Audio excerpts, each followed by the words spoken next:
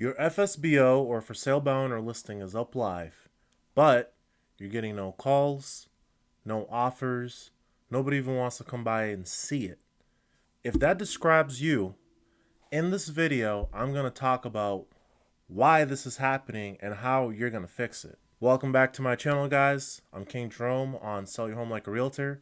And like I said in the description, not in the description, but in the beginning, I'm going to talk to you about why nobody's reaching out for your for sale by owner listing. So I have 3 points that I'm going to reference my computer over here where I have this list written down. And we're going to start right away with the first one. The first one being just posting isn't marketing. So a lot of people, and with good reason, believe that just posting it one time and having it listed on Zillow, on Realtor, on Trulia, Redfin, all those websites is great, and it's great for exposure. And it is. It really is, because a lot of times you will have people who just come flock to you. One thing, if you guys are not aware, that there are, depending where you are, whether it's in the United States, in Canada, wherever you're watching this, your local real estate or MLS, the what we call multiple listing service, they may offer to individuals or homeowners who want to sell on their own the opportunity or the ability to list it without a real estate agent or the real estate agency doing anything for it, any marketing or anything like that. They just pay a flat fee to get on the MLS. So when you get it on the MLS, all those third-party websites, Zillow, Trulia, Realtor, Redfin, they all pull from there, and it's going to be listed on there. Now, that's great if that's really all you want to do and you're not really trying to get your home sold quick. But if you are, you're going to have to be a little more aggressive than that. One of the biggest things that I see happen is that your listing just might look basic. It's not standing out whatsoever. So that's going to roll into point number 2. Your listing has a very poor presentation. What does that mean? That could be a lot of things. The biggest one that I always see is how you have it listed. Not necessarily how, like where, but the words you're choosing to use in your listing. One of the biggest things I tell people I work with and other homeowners just like you looking to sell for sale by owner, if you're looking to sell your home as is, that's fine. That's perfectly fine. But don't write it like that. You have to reframe it in a different way, because think about it. If you are on Facebook Marketplace and you're looking to, let's say for example, you're looking to buy a camper, and the person who has it up says, I'm selling this camper as is, automatically your brain defaults to there's something wrong with it. There may be nothing wrong with your home, and you may be thinking from the perspective that there's nothing wrong with my home that I'm aware of, but if something comes up, I don't want to be responsible to fix it. I get that, and there's a better way to word that. Okay? Don't, unless you're really doing like a flip and it's just like you had hoarders in your home and it's like a rental property and you absolutely want nothing to do with it anymore. Okay, at that point, yeah, write as is, because someone is going to see what they're expecting in their mind for it to look like when you say as is. So if your home doesn't look like that, like it should just be burnt down to the ground, don't use the word as is. You can change it to that can be negotiated during the negotiations and things like that. Okay, like you're not looking to make any repairs, but even then, that can be worded differently as well. A lot of times, what I end up doing when I list homes for my clients, when I'm working with other clients here locally in Wisconsin, where I am, that is something that the client and I, or the buyer or the seller, we will have in writing between us that, hey, look, I'm not looking to make any of these type of repairs or anything like that during the negotiation process, but not putting it out online for everybody to see.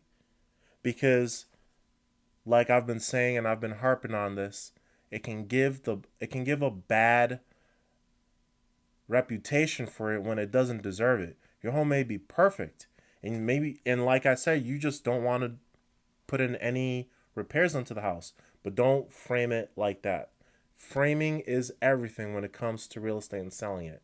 You got to frame it in the best light possible.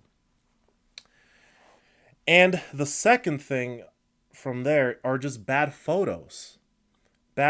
So as much as I like to take photos on my own and I'll do my own drone footage and things like that, for you guys, you may have a great phone. If you're a photographer, perfect. If you have family that are into photography and they can do the photos for you, perfect. But don't go take photos with your phone just snapping around and think that's good enough, because you need to have great lighting. You need to have excellent lighting. Another tip I love to give sellers and people I work with is the type of room that you're in, get a light bulb that matches the light in the room or the colors. For example, if you have a lot of hardwood floor and maybe you have like a wooden um, or granite countertop or anything like that, and it looks more amberish looking color, make sure the light bulbs in that kitchen, in those rooms, or in that hallway where you have those hardwood floors, and if they're nice hardwood floors, you have the same color light, because it's only going to make it glow. It's going to make it pop.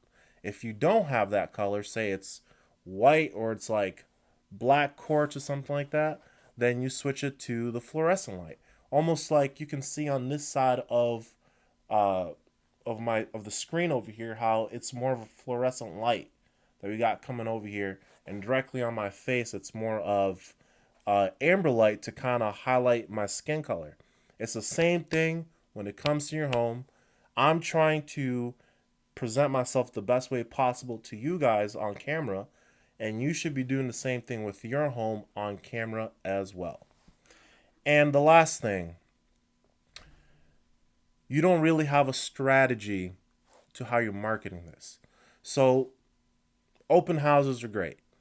You guys know this. Uh, and a lot of times it could be a hard time trying to um, get time to be present for those.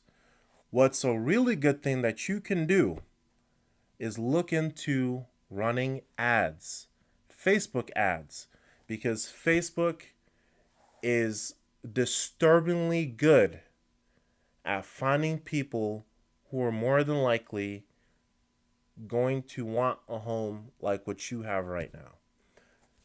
On average, Facebook collects and has information about 52,000 data points or more on every single person. They partner up with data companies. That's how they get information of purchases that you might make. They eavesdrop.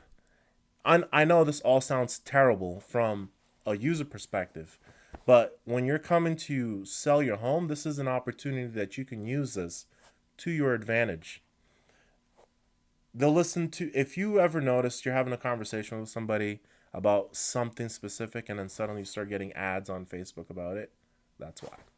So this can be used to your advantage though, to find the people who are more than likely willing and are in the position where they want to buy your house and already looking and having, because Facebook is able to match up uh, common uh, trends or common characteristics between people, the type of things they like to watch, the type of things they like to buy, the type of places they like to go to. All of that is tracked.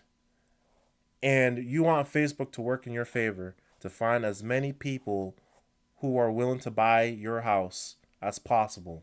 Because as you know, the longer your home sits on the market, the worse it starts to get, because people are going to start thinking something's wrong with it. If that's you right now, you have a couple choices. You can try to clean up the marketing, what you got going on right now, or you could take it off temporarily, regroup, and get ready to list it again. There's nothing wrong with that. It happens all the time on the realtor's perspective. If I have a home and I take it off the market and I go put it back on, I might write a little blurb. Had to do some repairs, or last buyer financing didn't go through, so now it's back on the market. A little explanation, because taking it off and putting it back on, people are going to notice, who are maybe just looking at your home, maybe saved it on their cart, then it went unlisted and it came back. They're going to be curious, like, what happened? So just being upfront about it. Um, but if you need any extra help, or you want some specific advice on your specific situation with your home, feel free to go down in the description below and book a call with me. It's going to be directly with me right now, since I don't have a team at this moment. Uh, and we're going to talk about it. We're going to walk through. It'll be probably a quick 15-30 minute call, but we're going to identify what you're possibly doing wrong with this. So in the meantime, between time, I hope you guys enjoyed this video. I hope you found it helpful, and I'll see you guys on the next one.